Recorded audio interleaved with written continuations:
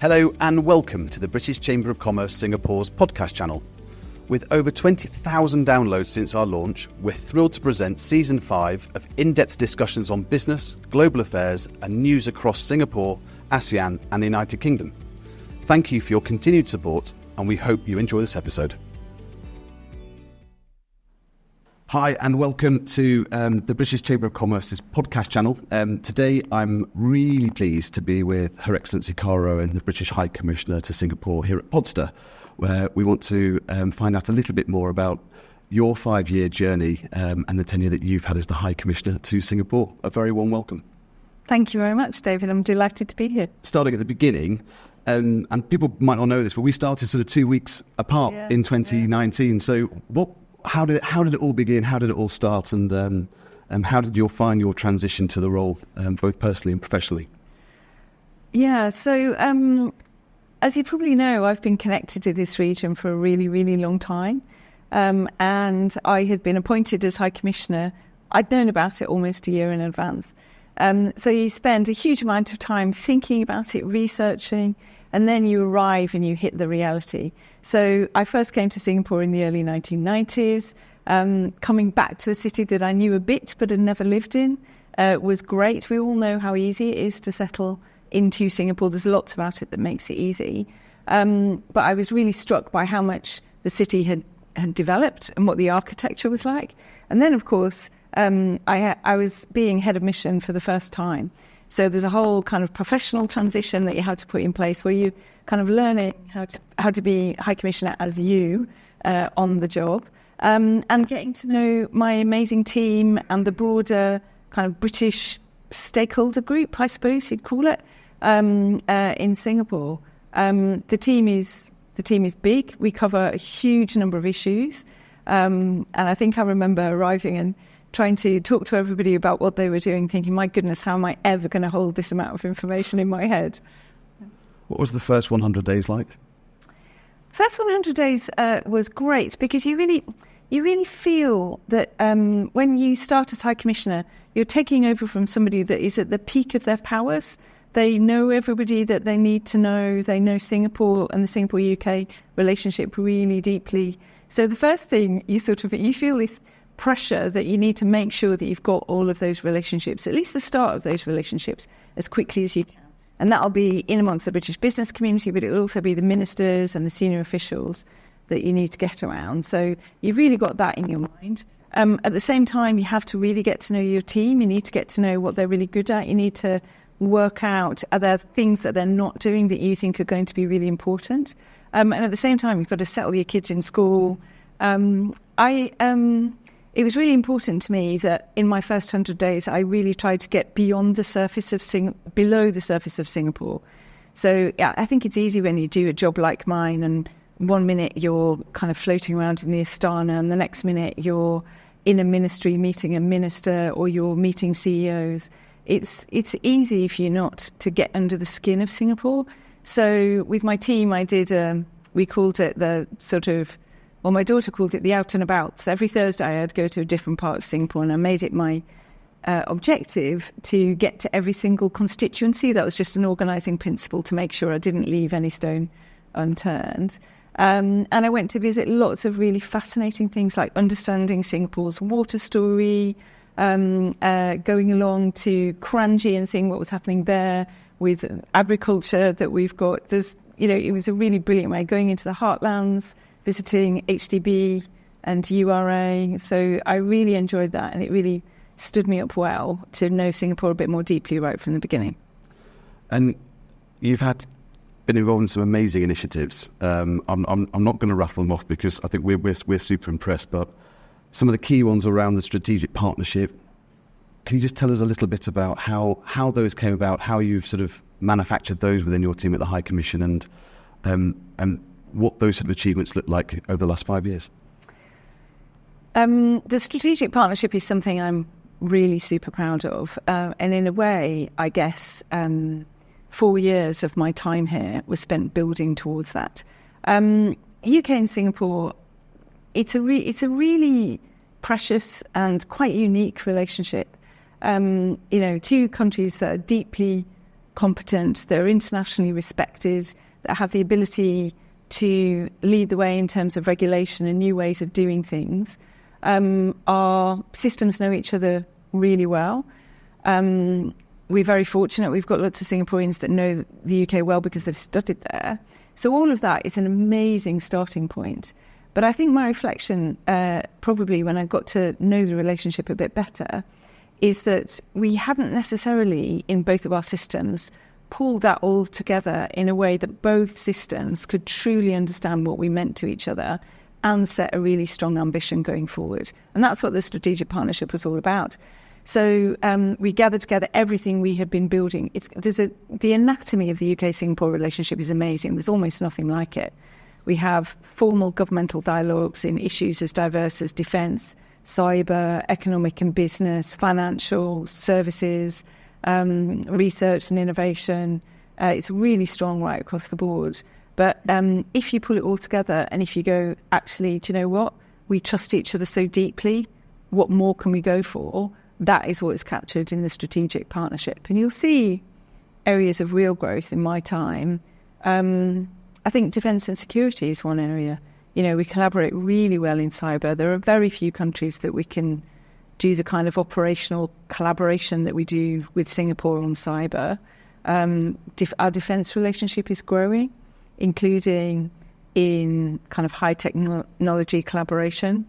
On the green side, that's been one of the biggest transformations, Singapore's commitment on the green economy, which kind of matches our own. And we're both really innovative private sectors, really innovative university sectors. How do you pull all of that together and say, what is the big prize here that we should be going for in energy transition, for example? So embedded within the strategic partnership, which I've said it before, it's not the most riveting read because it's written as a government-to-government document. But if you look for what you're interested in the strategic partnership, you will probably find something that can support what you're trying to do, what British businesses are trying to do, and what we're trying to achieve on a government level. I think that's what's really stuck out for us is that there's lots of commerce bedded into the strategic partnership, the green economy framework, the digital economy agreement. How has the relationship between businesses sort of changed over the last 5 years, given that those mechanisms are now in place?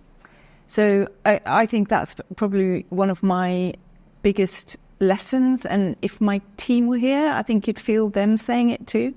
That one of the things that I'm really proud of that they have done is anytime we're doing any work, we go out and we talk to business. We ask for business's advice. And in a way, I think we've taken inspiration from how Singapore rolls. That's how the Singapore government does its business. And we are massively enriched if we can bring things that government are thinking about, road testing them with business, saying, is that going to help you or not? What are the obstacles that you're seeing to doing your business? Which areas do you think the UK is particularly leading in internationally? Where does it have more capability? What are the partnership offers? And I've really found the business community to be... the British Chamber does a huge amount of thought leadership, and British companies on their own do a huge amount of thought leadership. And if you bring that together with what government is trying to do, it gives an overall stronger British presence. I've been really proud of that. And I think you can open doors in lots of ways for business. Some of it is getting access to senior conversations, but actually really making sure that the policy and regulatory work that we do is going to be something that helps business. I think that's absolutely critical. And I'm going to roll that on to wherever I go next. It's going to be a model I'm going to use. And have you seen investment increase between both countries over the last 5 years? Yeah, it's really, really gone up. I'm going to remember the stats. So UK investment into Singapore has gone up about 60% since 2018. Wow. So it's now at £82 billion. And Singapore investment into the UK has doubled in my time here, up to £67 billion. And that's not even accounting for the amount of investment that they channel through funds. That's direct investment. So it's doubled since 2018. And you can even see the number of UK businesses that are here in Singapore. When I arrived, it was about 4,500. Now we're over 6,000. And these are companies of all sizes, including more and more in some of the new areas of economy. So in different areas of tech, in green economy areas. It's been brilliant to see our companies flowing in to take advantage of those opportunities opening up, not just here in Singapore, but also more broadly across Southeast Asia. Are there some standout companies that you've been really proud to see move over here in the last 5 years? So I think our consulting companies have been really critical in helping Singapore and also governments across the region really think through how on earth are they going to navigate through this energy transition and the decarbonisation that they need to see. So I'm really proud. They're very trusted and they work very confidentially and closely with governments in the region. I think that's been great. We've got whole new areas of sort of carbon accounting, carbon trading, and we've got massive capability in that area. And it's brilliant to see the UK businesses responding. But also we're super strong on things that Singapore is really going to tap on. So AI, for example, you can see the level of investment from the major tech companies in the UK. A lot of them are putting their AI capability in the UK because of our strength there. And that is naturally going to be a bounce on to Singapore as they're developing their own capability there. It sounds brilliant. You've doubled the size of the High Commission, I think, in terms of... That's right. We're a really big High Commission. We're up to 190. And lots of our senior team also have a regional role. So that enables us to think beyond our shores. And in the strategic partnership, another thing that's a bit different is you'll see at various times we're talking about how UK and Singapore can collaborate in the region, working together more broadly in the region. It could be in green investment, for example, or it could be in, supporting other countries in how they're doing decarbonisation. But that kind of working together beyond the shores is another area of growth. And having people in my High Commission that can see right across the region and understand what the challenges are is a massive advantage to us. No journey is without its challenges. Can we unpick a little bit of Kara in terms of some of the challenges that you might have gone through as a leader, growing the High Commission, putting all these things in place, being the most senior senior diplomat in the network here? What are some of the things that you faced over the last 5 years? So you're right, actually. When you grow an organisation, you have to run it in a different way. So I've thought, along with my amazing team, senior team, we've thought about how can we make sure that we increase collaboration as we grow and we don't come apart. And I would probably say that we're much more kind of cross-sectoral inside the High Commission. One of the challenges, I think, is one of the things I most admire about Singapore is how much deep research they do in looking at how they're going to take forward a particular area. So they scan the world, they look for best practice everywhere. They then think, how is this going to apply in our situation? They probably improve it along the way and then they execute it brilliantly. So one of the challenges is that if you catch that cycle too late and you don't have a chance to feed in a sort of UK partnership opportunity, you can kind of miss the boat because they may have made up their decision, made up their mind already which countries they're most interested in collaborating with, sorry. So I think that's been one of the challenges that my team and I have had to think about. So you have to be very close to the kind of heartbeat of Singapore's strategic development and then think about where are the opportunities for you as a country and as a private sector and working on that. Obviously, I was here through COVID and learning how to do diplomacy during COVID was really interesting. Thankfully, I think compared to many diplomatic services, we were already really enabled to do that because we had a bunch of flexible working that was already there. But you'll know yourselves, people sometimes say to me, oh, you've been here 5 years, of course you lost 2 years in COVID. That wasn't my experience at all. We kept on working, but you had to be very, very sort of forensic about what you were asking for a meeting for, and it normally stayed within those tramlines. What you miss as a diplomat is the kind of serendipitous networking, bumping into people, finding different opportunities. You'd miss that. So you have to think about doing diplomacy a bit differently. And of course, sometimes we in Singapore don't agree. We've got different systems, we've got different... In some areas, we share many, many, many values together, but sometimes we disagree. And sometimes, we do talk about those disagreements. We talk about them in private. So navigating through some of those as well have been some of the challenges that we've gone through. We liken it to a bit of an iceberg, that people see the bit at the top, the shiny bit that's sort of floating on the water, and the bit below it is all the work that happens. I think COVID was a great example, wasn't it, where you brought the community together, everybody felt really, really involved, but there's a lot that you did that perhaps people didn't see. Are you able to sort of share some of that stuff maybe that we've not been able to publicise necessarily, but you did so much for the community here? Well, you're very kind, and right back at you. I think what struck me is that when you're going through something like that, we've got a really big community here. We're the biggest European community. It's a fantastically capable, self-reliant, resourceful community. But COVID was something extra, and I was really conscious. I felt it myself. The inability to go and come and go as you're used to doing, go and visit your family as you're used to doing. That was super tough on the community. Singapore was navigating something incredibly difficult. They were conscious of their own capability, but also limitations. They'd been through SARS, which had been deeply scarring for everybody that had lived through it. So I had real understanding for how Singapore was managing it.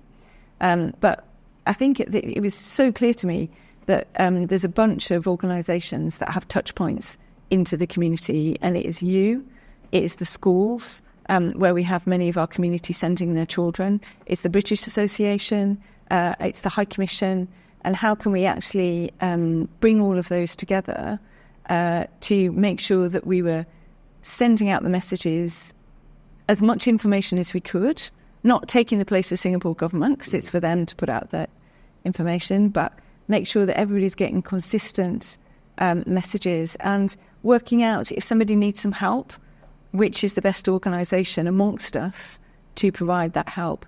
And so I found our ability to sort of share information and sentiment from how the community was feeling. And then sometimes it'd be something that I would do through the High Commission, and sometimes, David, it'd be you in the Chamber that would be the most effective channel for supporting somebody in the British community. And I think many of us will have found COVID had some really nasty impacts, loss of life, challenges around education. But here in Singapore, I think it definitely had the impact of bringing us all more closely together. What's your proudest moment over the last 5 years? Oh my goodness. So my team makes me proud all the time. We have a passionate, expert, group of people there who constantly either meet or beat the expectations and the ambitions that I'm setting for them. We've had so many, I can't think of another team that has managed to deliver quite the same advances in trade policy architecture as we've delivered. So, if you think back to it, we had to negotiate a new free trade agreement. We had a good one with the EU, but we had to negotiate our own. We then decided that we wanted to be at the forefront of digital economy. And so we did a whole heap of kind of discovery around that. And then within 6 months, we'd negotiated the best one that existed on the planet.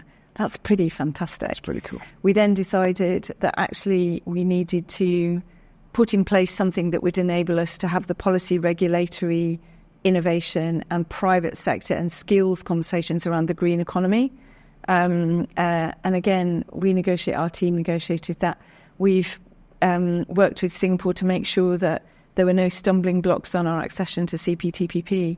So in terms of trade policy architecture, plus all of these dialogue sounds like such a boring civil service word, but what it really is the two governments sitting together and saying, look, we can see these challenges or opportunities coming down the line. How are you going to treat it? What's your regulation going to look like? Are there things that we can do together so that we're as interoperable as possible? And we know that we're standard setters, both of us. So all of those kind of things make me really proud. I think for me, on a kind of UK soft power moment, I think the Prince of Wales bringing Earthshot here last year felt like a big moment where something that our Heir to the Throne cares passionately about and is putting huge amount of investment into which is how do you get the money to scale up the brilliant climate solutions, get the finance to the solutions, and get them implemented where they need to be implemented, was brought to Singapore, who are so determined to work in the same direction. And that felt like a sort of meeting of mind moment. And the weather performed, and he went out paddling. We've got Captain of the British Dragon sitting in the audience here today. Who won, by the way? Pulled out all the stops. Who won? Do you want to say who won? Let's guess.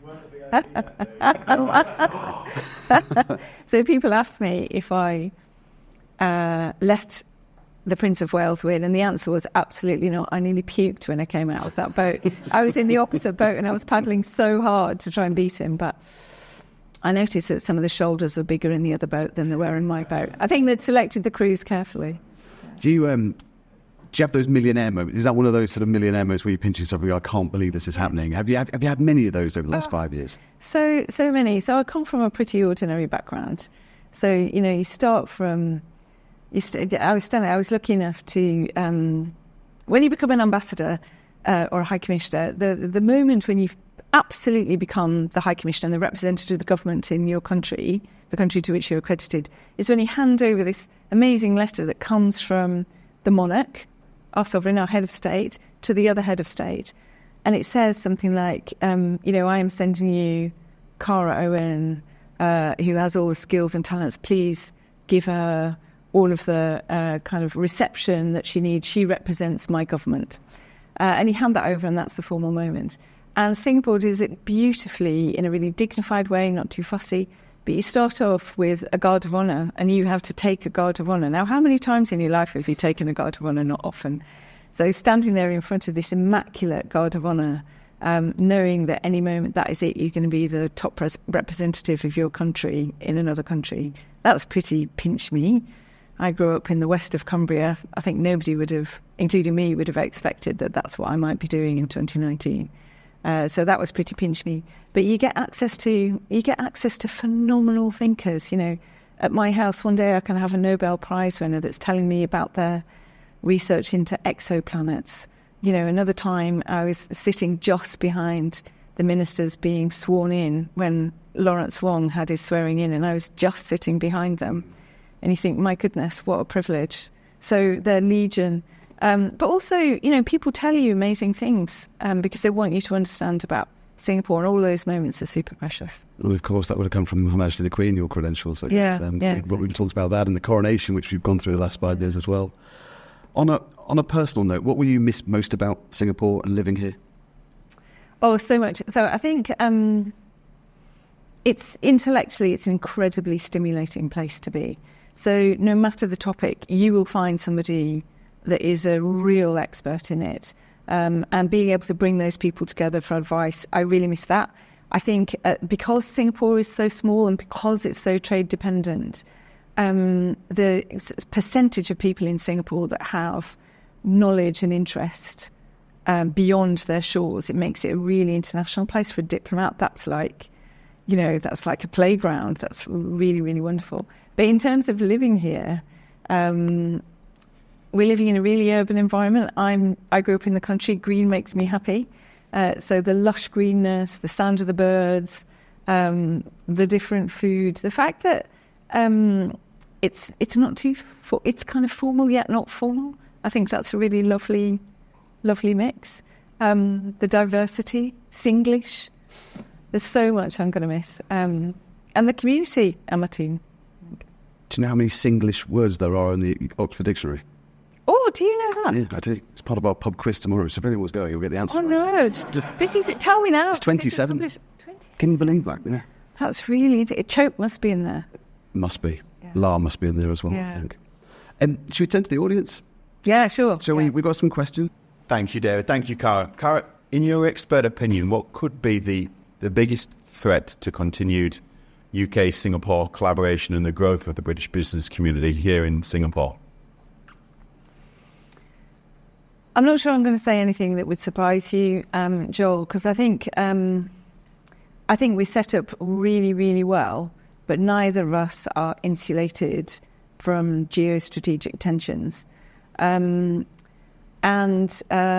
I was just at the Shangri-La Dialogue at the weekend. What really struck me over this weekend was the messages that both the US and China were giving about the efforts that they're putting into dialogue and keeping tensions down. Because I think none of us can be immune. I was born in the 1990s. I wasn't born in the 1990s. What am I talking about? In my dreams was I born in the 1990s. I kind of came into the workforce in the 1990s, and sometimes I reflect on what that felt like. It felt like it was all going in one direction. Globalization was bringing benefit. It was lifting people out of poverty. It was helping economies advance massively. It felt like a super hopeful time. And sadly, we're not in that moment. We've got huge challenges, including around climate, including geostrategic issues. And all of that, you guys are navigating what the potential implications for that could be. I think as a country, we have enormously benefited from international trade. It is our lifeblood. It's the same for Singapore. So we are working as hard as possible to make sure that integration, the globalization, continues in the way that we want to. It may shift. We have to think about, what kind of scenarios do you plan for around supply chains, for example. You have to think about what are the challenges around data, how could interruptions in data transfer impact on our business. So I think I probably see the same risks as you see. But I also feel really hopeful.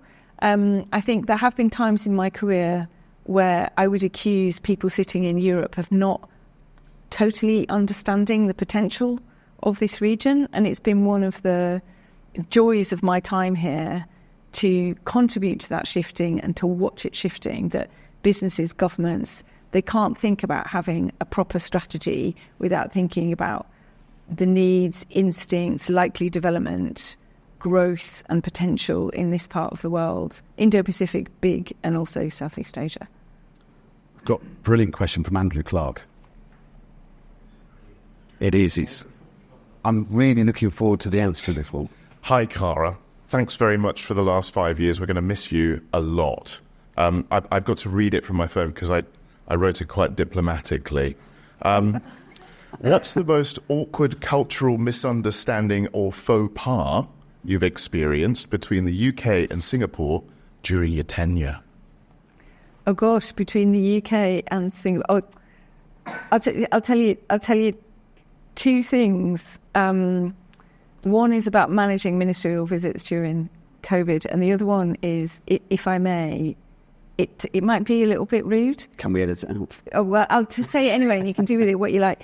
So one of the most extraordinary things I was ever involved in is during COVID, our ministers were really committed to not losing pace in what we were trying to build with Singapore. And so that meant that when most of the ministers around the world were staying put, our ministers were really open to coming. We had loads of big things that we wanted to do. We had the free trade agreement negotiation we were doing. We were already thinking about digital economy agreement. And so our ministers would say, yes, I'll come. And Singapore, being a sort of can-do government, was saying, okay, let's try and see how we can do this safely. But then they were saying, okay, yes, they can definitely come, but they're going to have to stay in their hotel room for 12 hours until we've got a proper test of whether or not they're COVID-free. So you think, oh gosh, that sounds like quite a lot to ask of our ministers. I'll send that back. Will they do it? Yeah, I don't mind that. That's okay. Okay, they can never eat any meals with anybody else. They're going to have to do all of that in their room. Send that back. Is that okay? Send that back. Yes, I'm happy to press on. And I'm thinking, God, you're really up for it, you ministers. And then they said to me, look, when you go to see the minister, you're going to have to wear PPE. And I thought, that's okay. I'm used to wearing a mask. That's okay. And then go, no, you have to do the full lot. And I go, what do you mean? And they're saying you have to wear a gown, you have to wear gloves, you have to wear a mask, you have to wear a visor. So and then I'm thinking, my goodness, what am I going to do? My colleagues, ambassador colleagues are going, what did you do? That is a lot to ask you to do. And I'm thinking, well, actually, at least when our ministers come off the plane, they know that Singapore is taking this really seriously, because they're meeting their High Commissioner, who looks like she's about to go in and perform surgery on somebody. Anyway, so that all there's a brilliant photo of this moment that we took at the time. So that really sticks in my memory. But the faux pas, I think, is something I made. So it was when we were all, as leaders, trying to lead our team through COVID in the most responsible way, trusting in Singapore's guidance, making sure that we followed the guidance as well. So there was a particular moment when we were going into probably the toughest moment here in Singapore. You remember it's called circuit breaker, which is a great way to help people understand what they were trying to do. They were trying to like snip the spread. So I was writing to my team and I was saying, and I'd also learned other things about Singapore, including how much they love abbreviations, and you can maybe see where this is going now. So I'm writing about circuit breaker. We're entering circuit breaker. This is what you're going to have to do. This is what's going to be different about the way that we work. And then I abbreviated it down to CB, which anybody who's lived here in Singapore for a long time knows how rude that is as an abbreviation. That's one of Singapore's best swear words. And so it took a member of my team. They didn't know me that well. They'd only been working with me for 6 or 7 months by then. So you could tell. And, when you're High Commissioner, there can be a bit of distance between you and your team until they get to know and trust you. And so my team, obviously, the comms team were obviously going, who's going to tell her? Who is going to go and tell her? Never, ever, ever to use that abbreviation again. So eventually, a very lovely lady called Nandini Prashad came up and said, Kara, I've got something to tell you. This is what it means. And I was completely horrified, so embarrassed at the thought that I'd shocked all of my team. Anyway, will that do you? Is that rude enough? Brilliant. How long did it take them to tell you? I think they were brave enough to tell me within the day. Yeah. Michael, we've got a great question from yourself. Morning, Kara. Morning, Michael.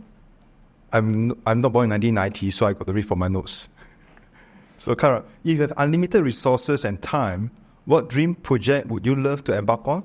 Whether it's a groundbreaking initiative in your professional field, a community-focused endeavor, or a personal passion project, we'd love to hear about what you choose and why it holds such significance to you.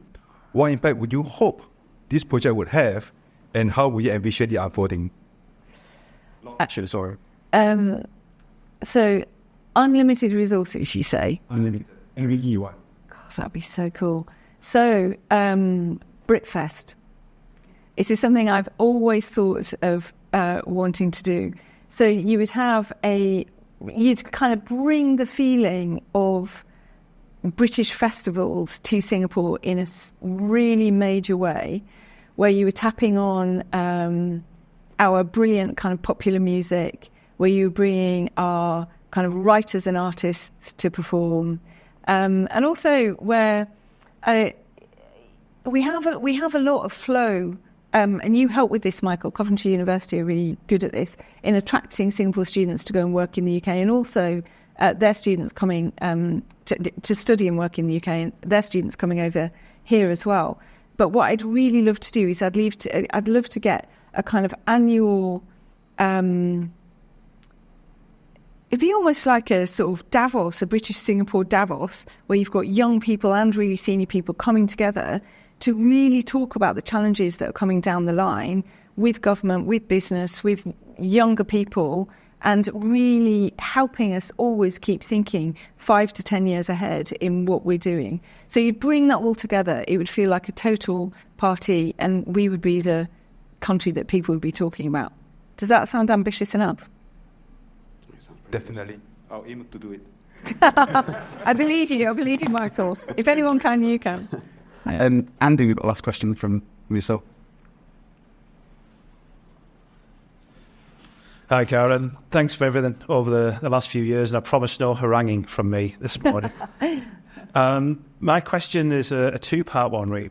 Could you talk about where you grew up and how that affected who you became? And looking back on your old self after your time in Singapore, has that changed you? Oh, gosh. They're really great questions. So I grew up in West Cumbria. It's probably one of the most kind of economically isolated bits of the country, because you can get to East Cumbria fairly easily, but getting over to the west.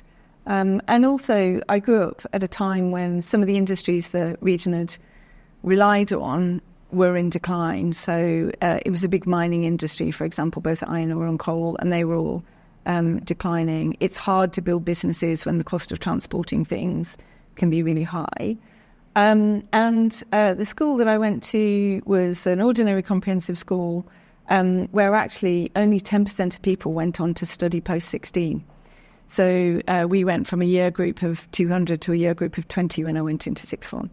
And all of those things left a deep impact on me, including on the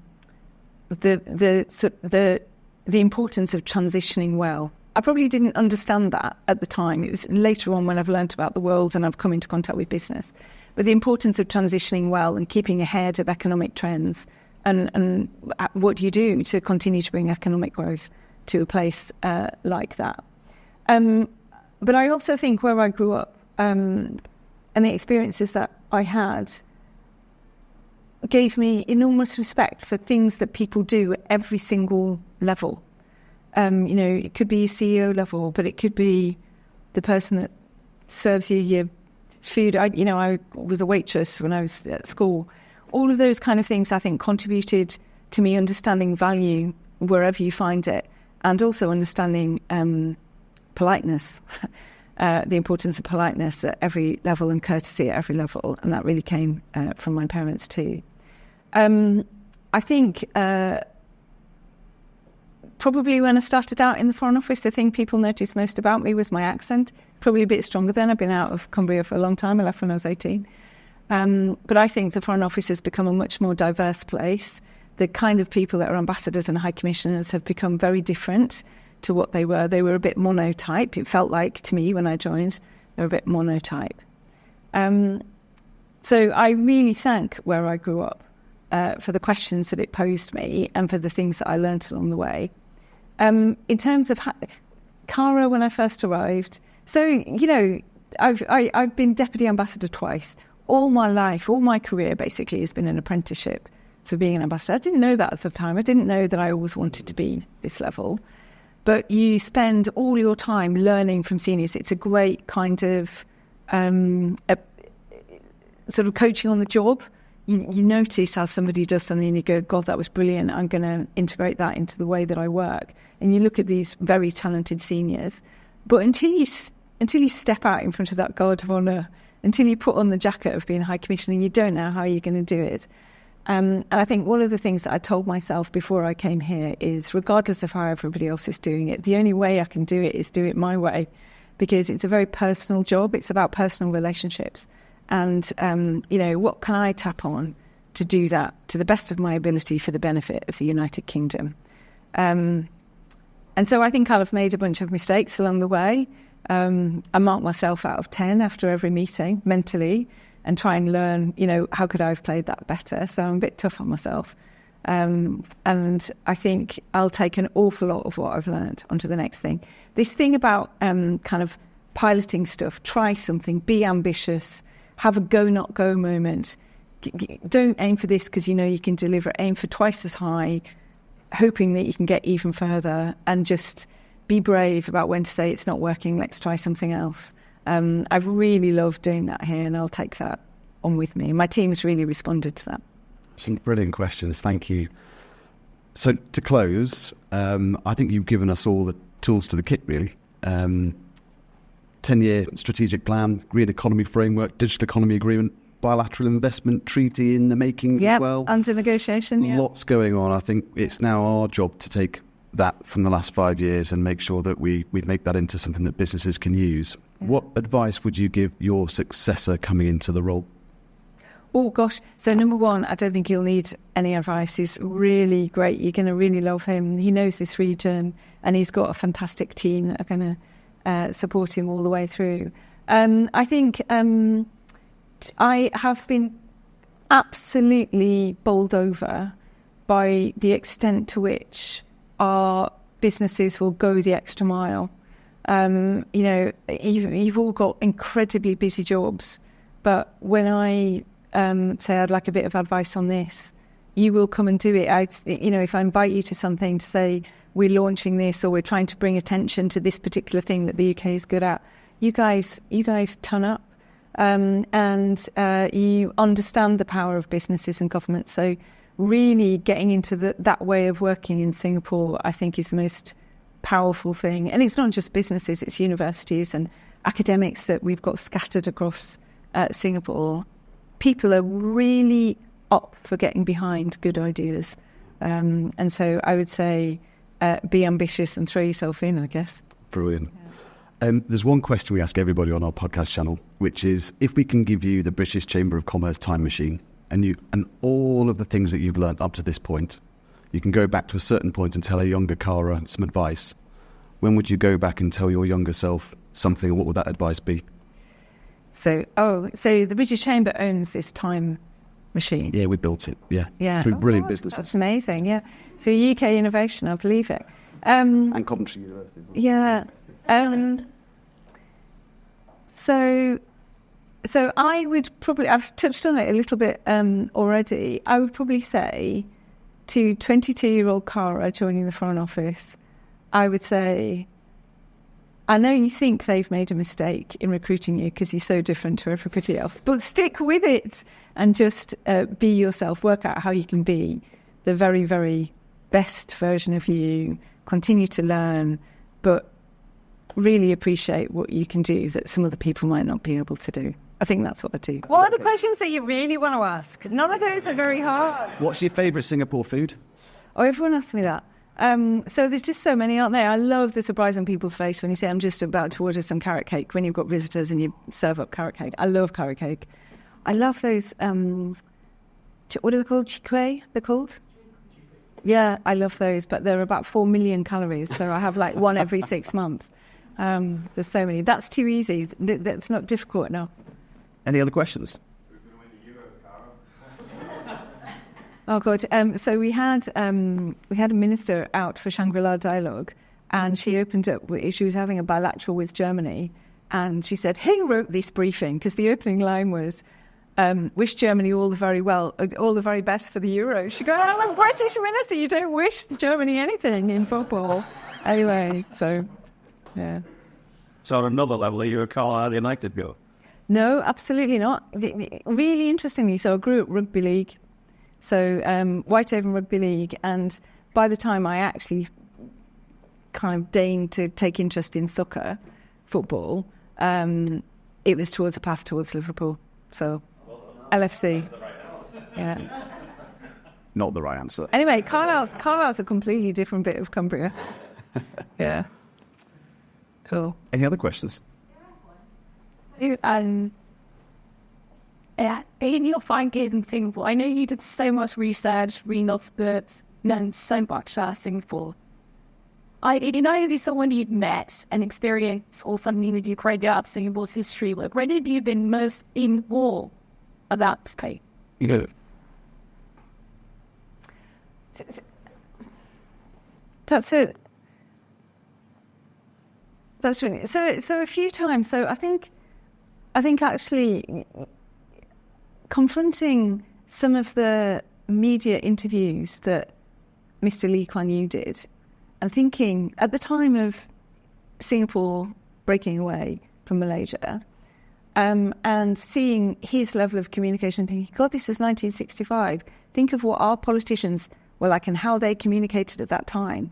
And he looks like he's just walked straight out of 2024. Really astonishing.